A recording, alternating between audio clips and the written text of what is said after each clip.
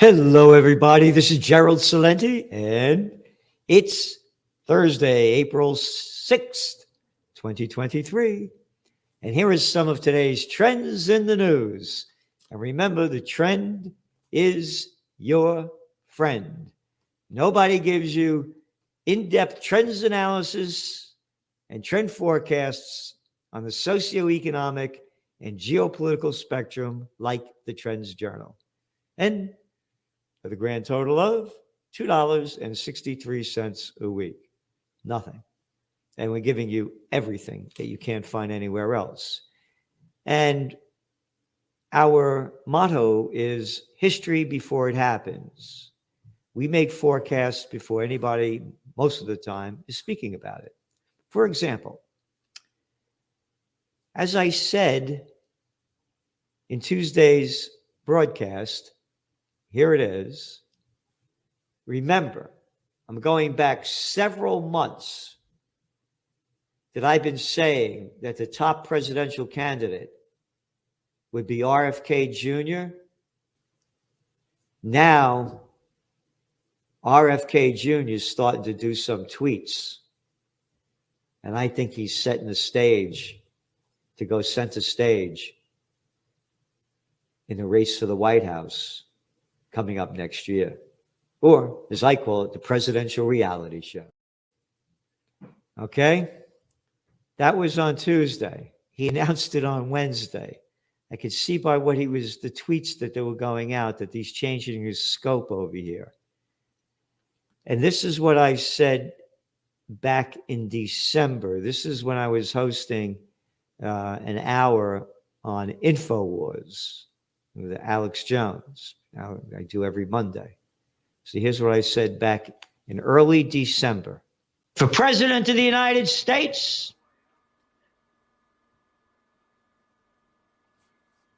RFK Jr. So there you got it. The media's playing it down big time. Number one, they don't want to say that I called it. And number two, they're diminishing it. This is from the toilet paper of record. Today's paper. See that? Page A18, way down the bottom over here. Way down the bottom, hidden. Not a front page article. Not the nephew of John F. Kennedy, who was assassinated, and the son of Robert F. Kennedy, who was assassinated, has the courage to run for president. Kennedy Jr., Fauci critic, files a run for president. Has he done anything other than being a Fauci critic? That's how they're diminishing this. I'm noting this to show you how propaganda works. You talk about those dirty Russians, huh? This is from the Wall Street Journal. Robert F. Kennedy Jr. files a run for president as a Democrat. It's by Sabrina Siddiqui. I think that's how you pronounce her name. This is how it begins. Anti-vaccine activist Robert F. Kennedy Jr. filed paperwork Wednesday to run for president as a Democrat in a long-shot bid against President Biden. Sabrina knows whether or not it's a long-shot bid. Everybody knows whether it's a long-shot bid. Who the fuck? This isn't journalism. Why don't you just report that he's running without putting all the bullshit in there? Why? Because we're prostitutes. We're media whores that get paid to put out by our corporate pimps and our government whoremasters. Mr. Kennedy, son of former Attorney General Robert F. Kennedy and nephew of former President John F. Kennedy, they don't write, both of which were assassinated, declared his candidacy by filing statements with the Federal Election Commission. he joins self-help author and activist Marianne Williamson in the 2024 Democratic field. You ready? That is unlikely to include any major challenges to Mr. Biden. You know what that is? Absolute bullshit. That is bullshit. Bullshit level, DEFCON 5. Oh, come on now. That ain't even bullshit. That's horse shit. It's horse shit. This is propaganda, one after another. This guy has a big shot of winning. And we had said all the reasons why. And my ticket that I would say would really win is Judge Andrew Napolitano as vice president. The people are fed up with the establishment. But the other strong candidate is going to be Trump. There's no question about it. What they're doing with this thing, with why they're bringing him up on charges. How about bringing little Georgie Bush up on charges for lying us into the Iraq War? Yes, lying us. I had Phil Giraldi, one of our speakers at last year's Peace and Freedom rally, former CIA top agent that went into Bush's office and said to him, there are no weapons of mass destruction. Here's the proof. And Bush told him to leave. And Giraldi, being the real man that he is, quit the CIA. How come you're not bringing him up on charges? So this is going to solidify Trump's base. There's no question about it. So it might be a Kennedy-Biden race. That would be one for the finish, boy. Oof. Okay, on to the markets. Well, the market's a little flat today. Went up. Tomorrow's the big day everybody's waiting for, to see what the unemployment numbers are. This is very important. You know, gold's over $2,000 an ounce. And again, we had forecast back in September that it had bottomed. So here's why it's important. Send $2.25 a week and read your Trends Journal and tells you why. No, I'm only kidding. But you can't subscribe. If the numbers are weak and the unemployment numbers are worse than they are projecting, that means the Federal Reserve may not raise interest rates in May. When the Federal Reserve stops raising interest rates, the dollar is going to dive. It's the cover of this week's Trends Journal. Death of the dollar. And God we don't trust. So that's where the markets are. That's what's going on. And then tomorrow, Good Friday, not a great Friday. Again, as I say, there's our cover of the Trends Journal. On Wednesday, back then, Jesus Christ drew the money changers out of the temple, same cats that are in there now. And 3 days later, whew, on the cross. Or 2 days later, Thursday, Friday, Wednesday, Thursday, Friday. So the markets are closed tomorrow. So things are going to heat up again on Monday. And oil prices is still at that $85 of Brent crude. Crypto's down a bit, but still in a strong space as we see it. Okay. Housing is turning out to be a lousy shelter for investors. Wall Street Journal today. Rented homes were supposed to be the safest nook in the U.S. real estate market. It's not turning out that way. Rising interest rates are taking the air out of bubbly property values. Apartment prices are down 21% over the past year, according to the Green Street Commercial Property Price Index.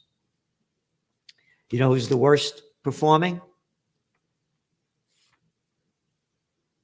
Real estate offices. No kidding. Only said this was going to happen 3 years ago when they locked down everything and people zoomed to work, didn't commute anymore. It's our top trend, one of them for 2023, office building bust. Again, we're writing about it in detail. That we did a special spotlight in this week's Trends Journal. Apartment building sales dropped 74%, most in 14 years. I mean, the Great Recession. Remember, I kept saying it's going to take time for the effects of interest rates to do their damage. The damage has happened. It's only going to get worse. Small businesses file for bankruptcy at record pace, surpassing COVID crash. Small businesses across the United States are expecting a surge in bankruptcy, surpassing levels not seen since 2020. According to a UBS note reviewed by the Epic Times. I got this at a zero hedge. The note from the UBS Evidence Lab shows private bankruptcy filings in 2023 have exceeded the highest record during the early stages of the COVID pandemic by a considerable amount. And again, it wasn't a pandemic. How many people do you know that died? I think the number is that 99.67% of the people in the United States did not die, and 0.33 died. 0.33% died over the course of 3 years. So, quote, we believe one of the most unappreciated signs of distress in U.S. corporate credit is already emanating from the small and mid-size enterprise sector. Matthew Mish, head of the credit strategy at UBS, said. The smallest firms are facing the most severe pressure from rising rates, persistent inflation, and slowing growth. So that means the bigs are only going to get bigger. This breaks my heart, by the way, when I read this stuff. You got to close down your business. I'm the governor. I'm the mayor. I'm some piece of fucking shit. I'll tell you what to do. I'll destroy your life.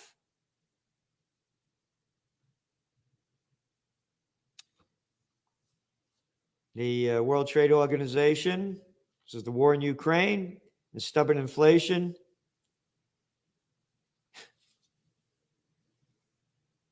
Curb trade. On Wednesday, the volume of world trade merchandise is expected to expand 1.7% this year from 2.7% growth in 2022. Again, everything's closing down. Going down. This is a story in today's New York Times. French leads the list of global ultra-rich. I talked about the propaganda, how they talk about Kennedy being an anti-vaxxer and anti-Fauci. They're ultra-rich, but if it said Russia leads the list, they would call them global, they would call them oligarchs. So if you're ultra rich or a billionaire, that's fine. But if you're a Russian rich, ultra rich, you are an oligarch. Okay, one of our top trends for 2023.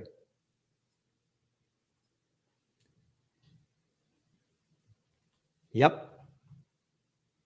We talked about how AI, it's right there, AI, we own you. We said this whole thing, this is before the chat GPT came out when we did this. And now Walmart will slow hiring as it turns to automation.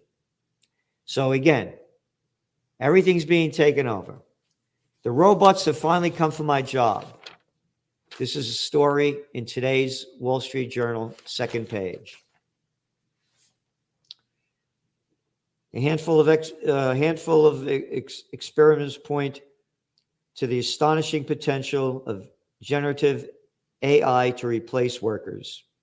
With chat GPT, professionals such as grant writer, data analyst, blah, blah, blah, blah, they're saying that 30%, it goes on and on.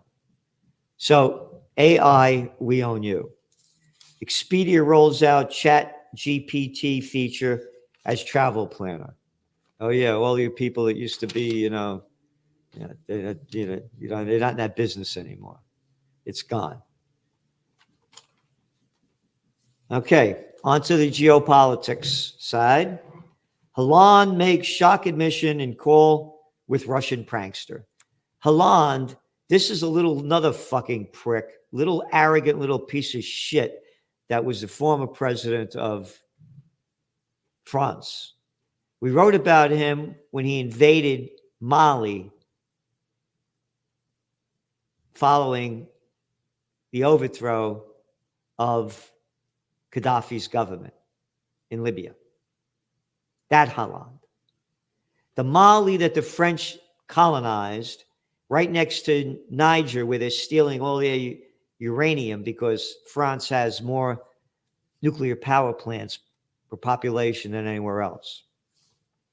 Former French President Francois Hollande has confirmed that the European Union and France are directly participating in an armed conflict in Ukraine.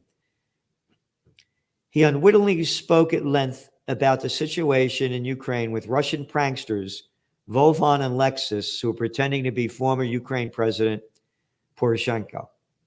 Hollande said, quote, he fully supports Ukraine. Whenever I can speak, whenever I always ask to provide Ukraine with weapons it needs. He went on to say to the fake Poroshenko that the EU and France, quote, are participants in the conflict, and explain that they don't want to openly declare their involvement, fearing Russia could retaliate. As I said, World War III has begun. It's not a proxy war.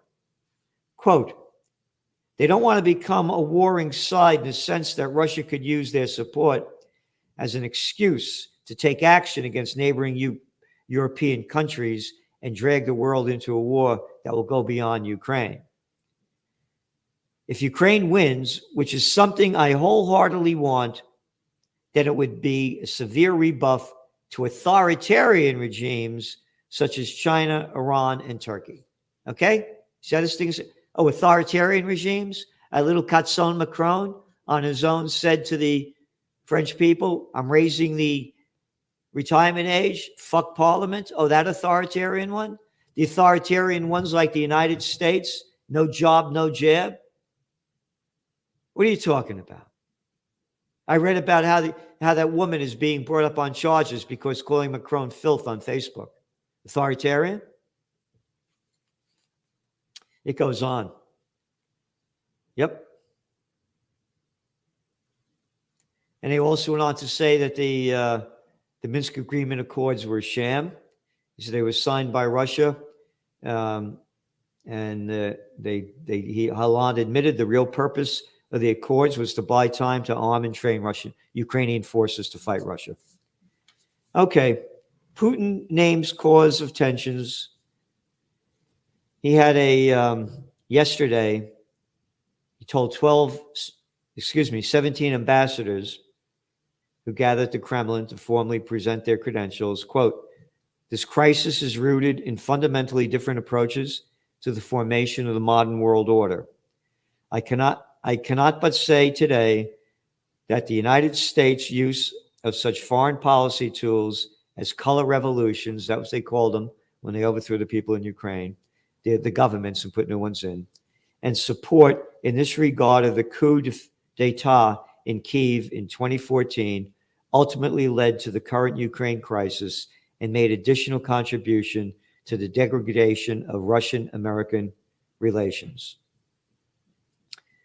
He also said that the intervention, this is on November 22nd, none of this would have happened if not for the February 2014 coup, which we wrote about in detail as it happened in the Trends Journal in 2014, an article by Dr. Paul Craig Roberts, former Assistant Treasury Secretary under Ronald Reagan. All right, moving on. Israeli police raid Jerusalem mosque. Did you see these videos? Them going there and beating people? There's an article in the New York Times. At the very end, they say Israel captured the site, meaning the mosque, from Jordan in the Arab-Israeli War of 1967 and considers it an integral part of its capital. But most of the world considers it to be occupied territory under international law. Stolen property. But it's okay for Israel to do it, but how dare those Russians fight for that eastern part of Ukraine, which is all Russian. Again, not saying right or wrong, just saying what is. You decide. And then, as a result of this, Israeli raids on the mosque compound, they go on. The latest round of violence began early on Wednesday after the Israeli police force forced their way into one of the two main prayer halls in the mosque at the holy site. Videos circulated. News outlets showed police beating people inside the prayer hall with batons and shooting at them with these bullets, these rubber bullets. Now, this is the way that Wall Street Journal reports it. Retaliation, right? Israeli airstrikes target Gaza after militants fire rockets. So it's okay. They don't call the Israelis going into the occupied territory militants. They call the people that lives are being stolen from them, that fighting back, they're the militants. Same thing with the United States when they were in Iraq, any foreign country where they're killing people, the people that kill them back are militants. I'm mentioning this to you because this is the Trends Journal. We don't do this. We put the facts. We put our trends analysis. We put our trend forecasts. And then we say, think for yourself. This is the way we see it. But we give you the facts. We don't skew them. So we make it clear that this is our trends analysis and trend forecasts. They changed the whole thing. McCarthy meets with Taiwan's leader. Yep, concerns about China retaliation accompany speaker's encounter with Tsai. This is the president of Taiwan who met with House Speaker Kevin McCarthy, who said, quote, "Our bond is stronger than at any time or point in my life." I don't care about Taiwan. This has been going on with China in the Ming Dynasty. I mean, how many centuries? Why are we getting involved in this? And what's China do? They're ramping up more sea patrols right around the area. And then they go on at the very end of this article, right at the bottom, right at the bottom. And that's why you have to read the whole story. Taiwan counts on U.S. for weapons sales and diplomatic support. And Congress has often been more forward-leaning in supporting Taiwan than presidents who have tried to manage tensions with Beijing. Selling more weapons. Isn't that great? Yeah, it's good for the military-industrial complex. And this is from Your Navy today. Annual U.S.-Philippines exercise to be bigger than ever. More than 12,000 U.S. troops from all branches will join thousands of their Philippine counterparts next week and part of the annual Balakatan, however you say it, exercise, the largest annual event in 38 years. They're ramping up tensions against, what the fuck are we doing in Philippines? What are we doing in 800 bases in some 70 countries or 700 bases in 80 countries? Right around that number. Peace and freedom? No, you're not allowed to talk to it. Again, we're having a peace and freedom rally in Kingston, New York on May 27th. There'll be a lot more information. Gary Null, Judge Andrew Napolitano.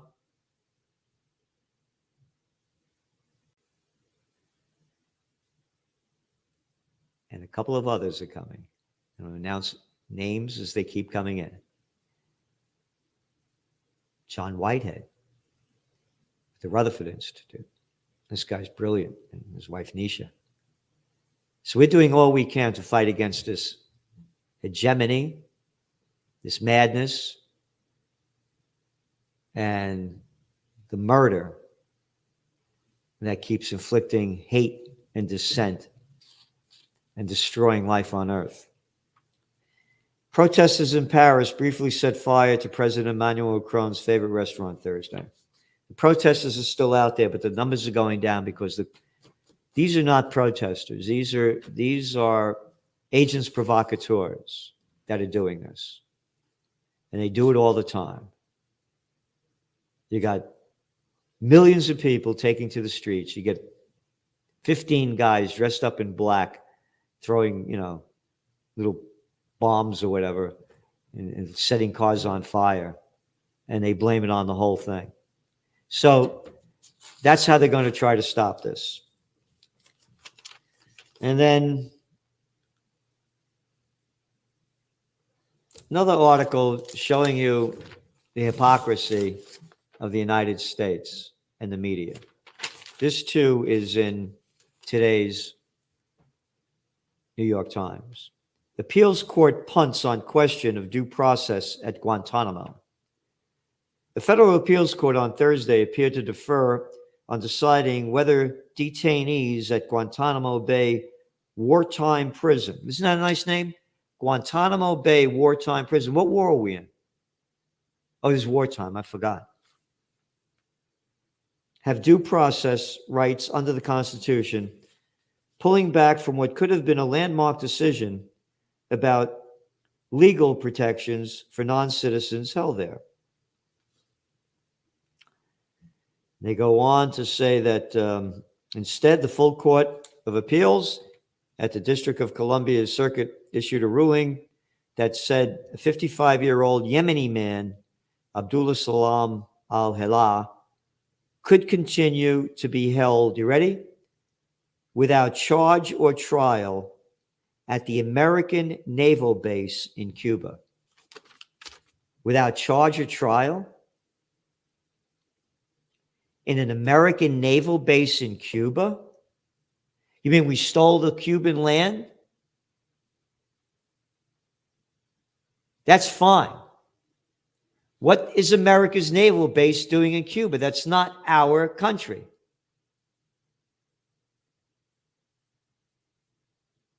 Nobody talks about it. Not a word about it. So that's why we're doing everything we can to return our nation to life, liberty, and the pursuit of happiness. And again, RFK Jr. could be one of those guys, and Judge Napolitano for vice president. We'd win it. And so please do what you can to support us. Go to occupypeace.com, occupypeace.com. Putting on these rallies costs a lot of money, and we need your help to do it. And the more people that come, the greater our opportunity to reverse these negative trends. So thanks for tuning in, and have a happy Passover, a happy Easter, and for everybody, all the religions that celebrate during this time, all the best to all of you. Peace on earth, goodwill to all. Thank you. At the Trends Journal, the best investment you could make, because it's the best investment into your mind, and it can change how you look at the world. Over the last 30 years, Joe Celente has been more accurate about predicting what would be happening than anyone else I'm aware of.